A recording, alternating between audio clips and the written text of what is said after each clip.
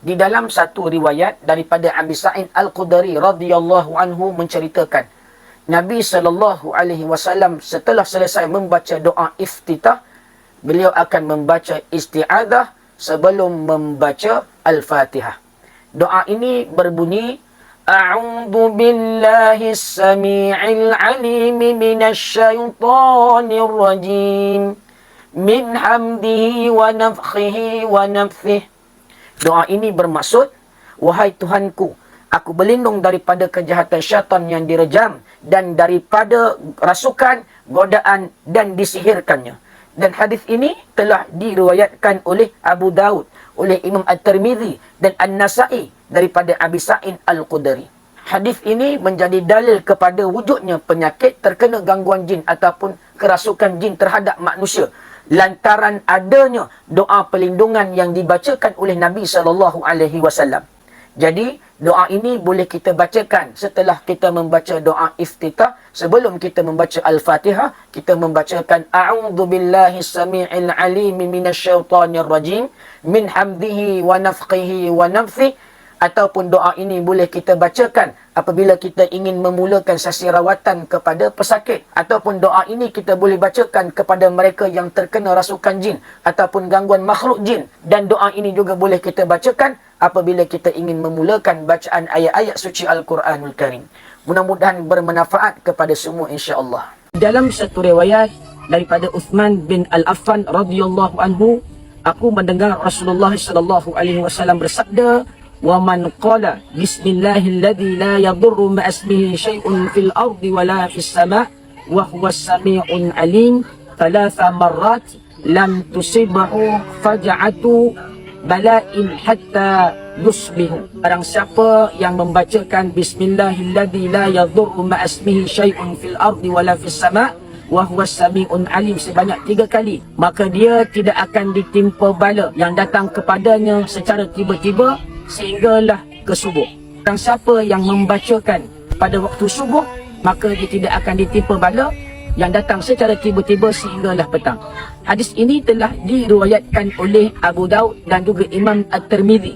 Doa ini adalah salah satu doa yang diajarkan oleh Nabi SAW untuk kita menghindari sebarang mudarat. Kita nak melakukan satu-satu pekerjaan, kita boleh bacakan zikir ini ataupun doa ini. Kita nak masuk hutan, kita nak makan. Di samping itu, boleh juga kita bacakan doa ini untuk kita merawat pesakit yang diganggu oleh makhluk jin ataupun yang terkena rasukan jin. Boleh kita bacakan juga doa ini kepada mereka.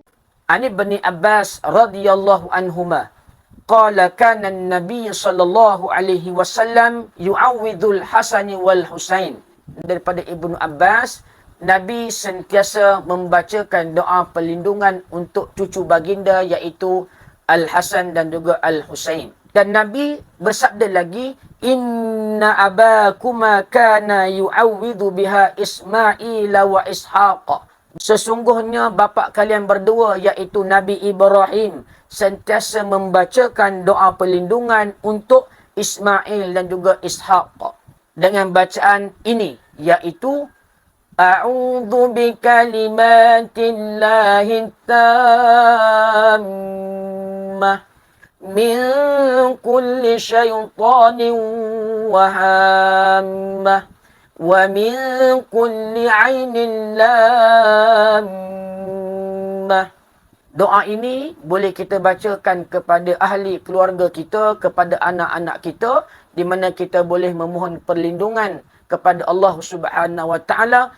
Mudah-mudahan mereka itu terpelihara daripada gangguan syaitan ataupun daripada gangguan binatang yang berbisa ataupun daripada penyakit ain yang boleh mengganggu diri mereka ataupun kehidupan mereka. Dan juga kita boleh doakan kepada mereka yang sedang diuji dengan gangguan sihir ataupun gangguan daripada makhluk jin. Dan Nabi telah membacakan doa ini dengan lafaz permulaannya, U'idhukuma bikalimatillahi tammah. Nabi membacakan, aku mohon perlindungan bagi dua cucuku iaitu Al-Hasan dan juga Al-Husain. Di dalam satu riwayat Imam Muslim, di dalam kitab Az-Zikr wa Du'a, di dalam bab fil ta'awud min su'ul qada, daripada Khawlah binti Hakim Al-Sulamiyah, beliau berkata, aku mendengar Rasulullah SAW bersabda, barang siapa yang menetap di suatu tempat lalu membaca A'udzu bikalimatillahi tammati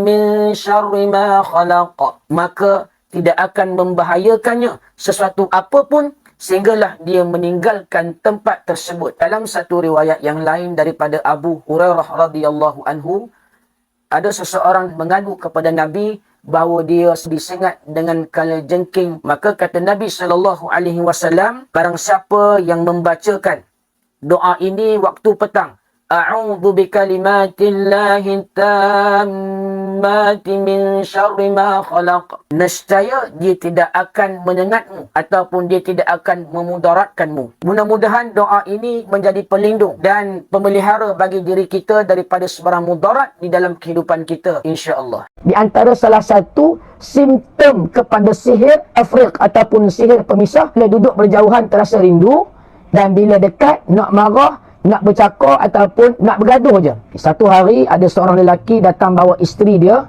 jumpa Syekh Wahid Abdul Salam Bali. Dan dia bagi tahu, wahai Syekh, isteri saya ni sangat marah kepada saya, sangat benci kepada saya. Bila Syekh tanya apakah tanda-tanda yang lain, maka Syekh nampak bahawa terdapat tanda-tanda sihir pemisah kepada isteri ni tadi. Syekh Wahid telah membacakan Al-Quran kepadanya, membacakan ayat-ayat ruqyah kepadanya, maka jin itu pun berteriak. Maka Syekh pun bertanya kepada dia beberapa soalan kepada jin tersebut. Maka berlakulah dialog ini, tuan-tuan. Jin ini, tuan-tuan, dia cukup degil. Dia tak nak keluar. Sebab apa? Dia telah dihantar oleh seseorang untuk duduk di dalam tubuh badan wanita ini. Maka Syekh pun berkata, jadi saya akan membakar kamu dengan Al-Quran, dengan kekuasaan dan kekuatan dari Allah. Kemudian saya baca ke atasnya ayat-ayat. Maka ia pun berteriak. Maka Syekh pun berkata lagi, apakah kamu akan keluar? Jin itu pun berkata, ya, saya akan keluar dengan syarat. Saya akan keluar darinya dan akan masuk ke dalam diri kamu, ke dalam diri Syekh Wahid. Maka Syekh Wahid pun mengatakan bahawa tidak mengapa. Keluarlah kamu daripadanya dan masuklah kamu ke dalam diri saya jika kamu mampu. Ya, maka jin itu pun menunggu sejenak dan kemudian dia menangis. Dan Syekh bertanya kepadanya, apa yang menyebabkan kamu menangis? Jin itu pun mengatakan, tidak satu pun jin yang akan mampu masuk ke dalam diri kamu pada hari ini, kerana kamu telah mengucapkan pada pagi hari sebanyak 100 kali bacaan ini. Apa bacaan itu? La ilaha illallah wahdahu la syarikalah, lahul mulk wa lahul hamdu wa huwa ala kulli syai'in qadir.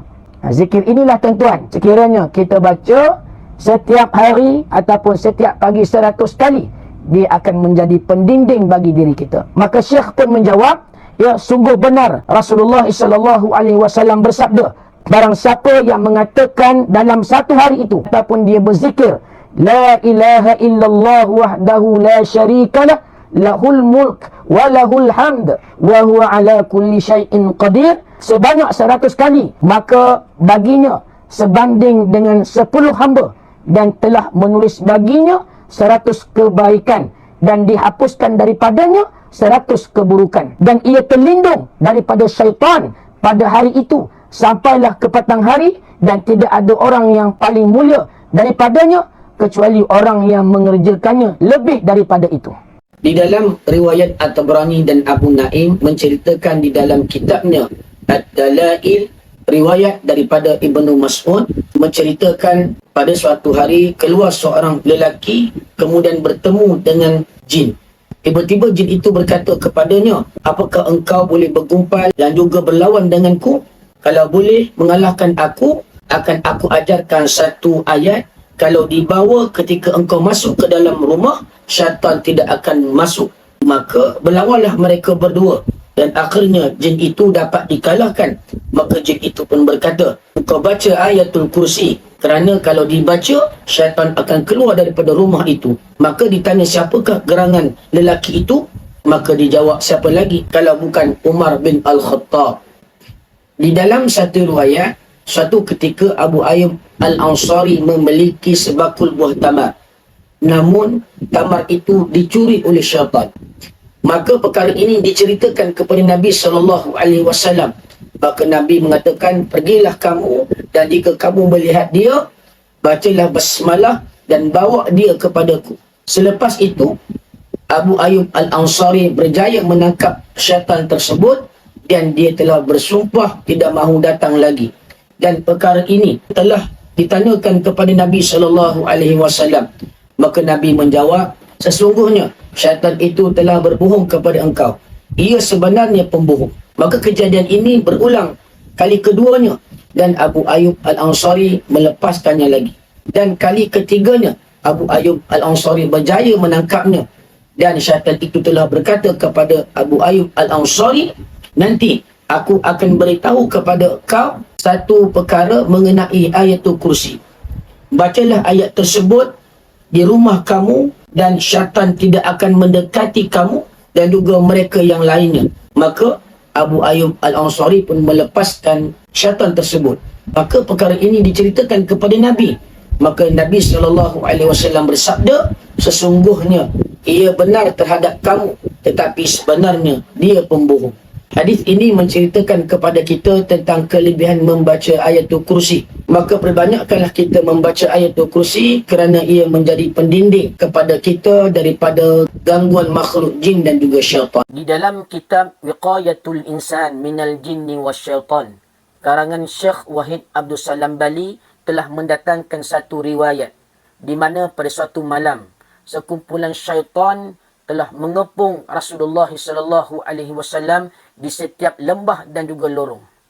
Ada di kalangan mereka itu seekor daripada syaitan tersebut telah membawa obor api bagi membakar wajah Nabi SAW.